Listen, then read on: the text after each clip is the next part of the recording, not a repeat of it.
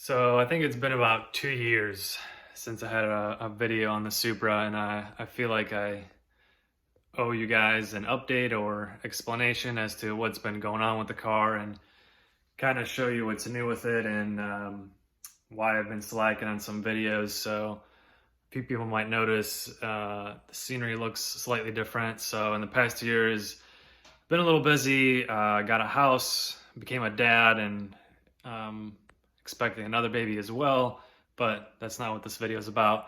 It's about what happened to this car.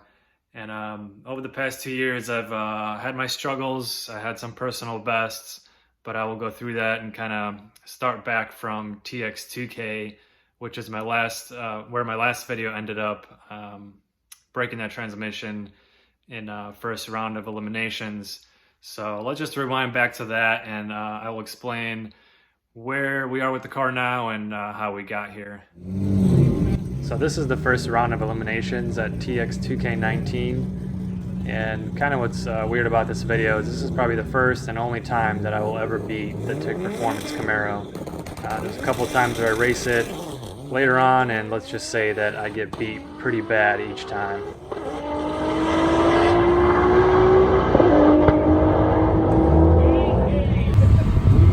So a small problem in round one qualifying. I'm sorry, round one eliminations. I beat the other guy, but I don't think we're gonna make another round.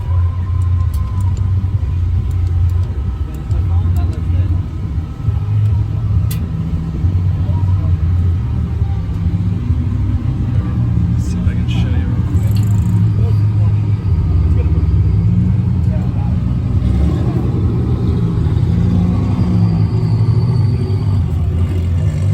That's a cracked transmission, guys. We are out. So at this point, I know that something's broken in my transmission. It's leaking fluid. You can clearly see a crack in the center case of the trans, which is coming to find out pretty common when you push that kind of power.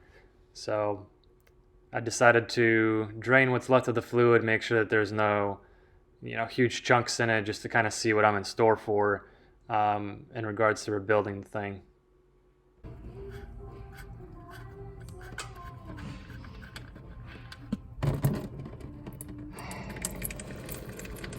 I think we're good. So probably start with pulling the exhaust off. One clamp there, one hanger right there. Get the drive shaft out of here. There's a couple bolts in the back, as well as at the flange here. And then work on getting the trans out. So once I took the transmission out, I got into contact with Joe Hussein. Some of you might know him for rebuilding the V160s and V161s. He's very good at what he does. He's rebuilt plenty of these. So I sent it to him. He diagnosed it, took it apart. The only real damage was that center case that cracked. Couple small wear items, nothing crazy, nothing internally catastrophically failed in it. However, long story short, I ended up going with a billet setup, so billet input and counter shaft and a gear from Jack's or Albin's, along with Supra Sports billet center case from Arnott. We put that together, put it back in the car, and obviously I had to test it out, make sure everything was working and the transmission was shifting. Joe did an awesome job on the transmission, even painted it for me.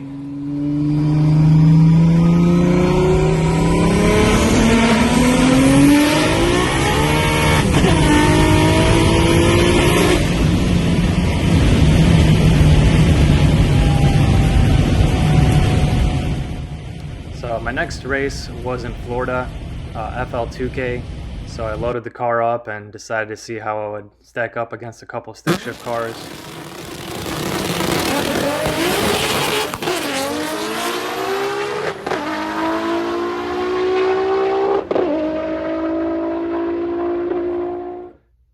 So before I show you this next clip, there's a couple of things I need to explain so you can kind of better understand what's going on. So in qualifying for the stick shift class in FL2K, I managed to get a personal best, as you saw, of 8:45, which beat my previous personal best of 8:49. However, the last round of qualifying, the car did something kind of weird. I thought maybe I broke the diff or something like that, but basically I launched the car and it almost felt like it just free revved, like something broke or it just spun the tires and blew the tires off. I didn't think anything of it. The track was kind of difficult to work with, in my opinion, for a stick shift slick tire car. It was very sticky, awesome for a radial car, but not something that I was used to. However, I moved on, and first round of eliminations came on, which is what this next clip is about. And as soon as I launched the car and, went into eliminations, it did that same thing again it did in the last round of qualifying.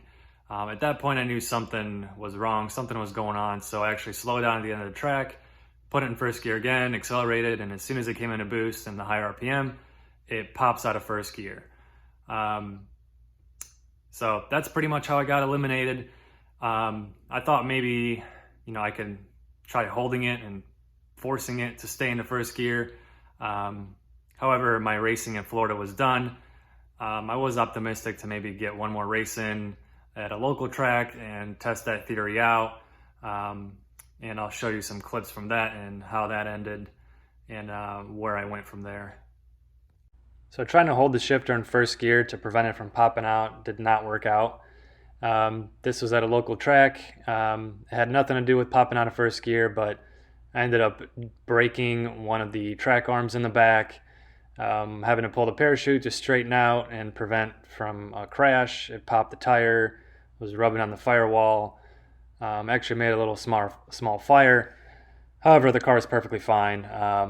These track arms are just junk, as you can see here, me smashing them on the ground, while the other one that didn't break, just to see how weak they are. I ended up swapping them out for a set of Figs arms, which have much better build quality and hopefully will not break in that same fashion ever. So the next step was to pull that built transmission out, send it off to Joe to figure out why it doesn't stay in first gear. In the meantime, I sourced a stock V161 transmission to have as a spare, and I went to a private rental to see if I can improve my personal best with that stock transmission. I did not do that, but I had a great time. Found a couple issues I need to work out, such as overfilling the catch can slightly, or more than I'm comfortable with, fuel pressure dropping under very hard acceleration. Car was pulling to the right at like 170, 180 miles an hour. I later found out that that was because of the carbon hatch that I put on the car, and by doing that I had no wing, which just made the car more unstable at higher speeds.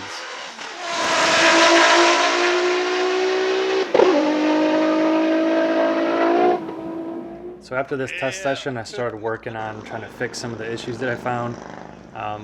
To fix the high-speed stability problem, I purchased an OEM-style carbon wing to put on the side of the hatch, which helped a lot with that issue. The next problem I mentioned I was having was overfilling the catch can almost every run. What I did to fix that problem was I added a second catch can, and this can went from the oil level hole on the oil pan back to the main catch can. You can see this can right here, kind of mounted under the intake manifold, and that seemed to help a lot with my problem. This helps vent the crankcase itself from the crankcase and not through the valve covers. So the other issue I said I was having was a fuel pressure drop problem under hard acceleration, specifically at the track. On the street it was fine, but at the track under first, second gear I saw pressure dropping, and it seemed like it was getting worse over time. It wasn't a problem at TX2K, but gradually it just got worse and worse. So I thought it was fuel slosh.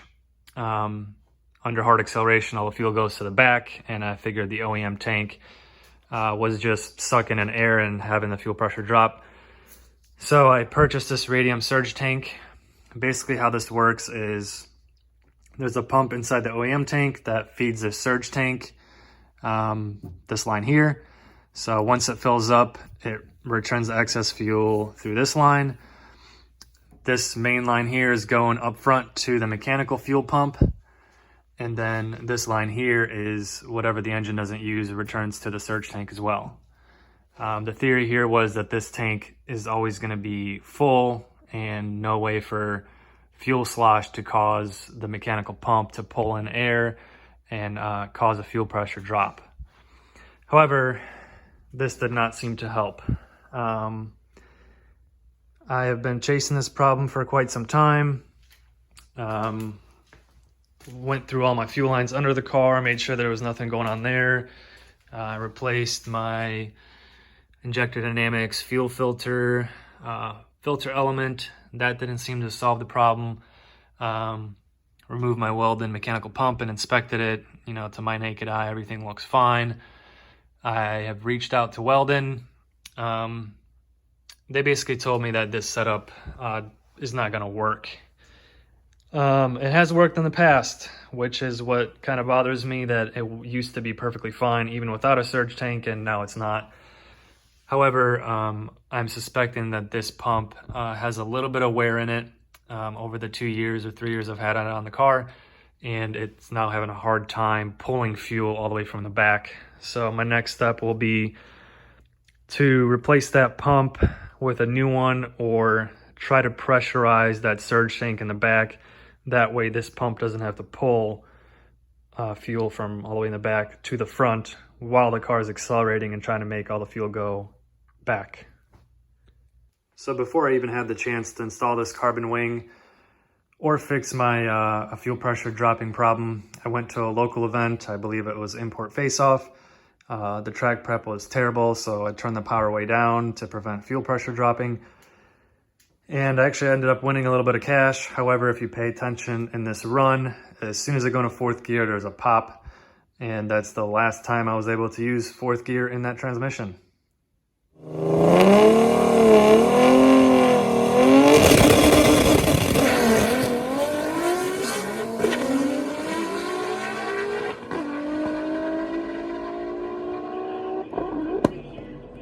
So what's next?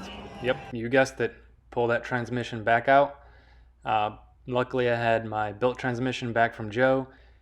The problem with the first gear popping out ended up being the 1-2 shift sleeve. Originally we put in a Syncrotech piece in there, which sucked. I sourced an OEM one, swapped that in there, and hopefully it stops popping out of first gear. At the same time, I replaced and purchased a new clutch. So this one has been in my car since stock twins. It's old and I bought it used. I replaced it with a brand new one, hoping that it'll last me. I don't have to pull this transmission out again. So after putting in the built transmission and a brand new clutch, I went to a local event.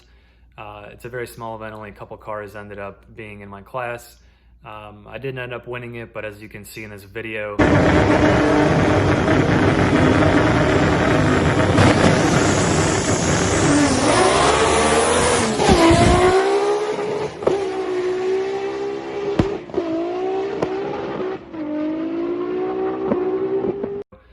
the clutch is slipping very badly. A couple reasons for that. One is I didn't break it in at all. Pretty much put it in the car and took it to the track.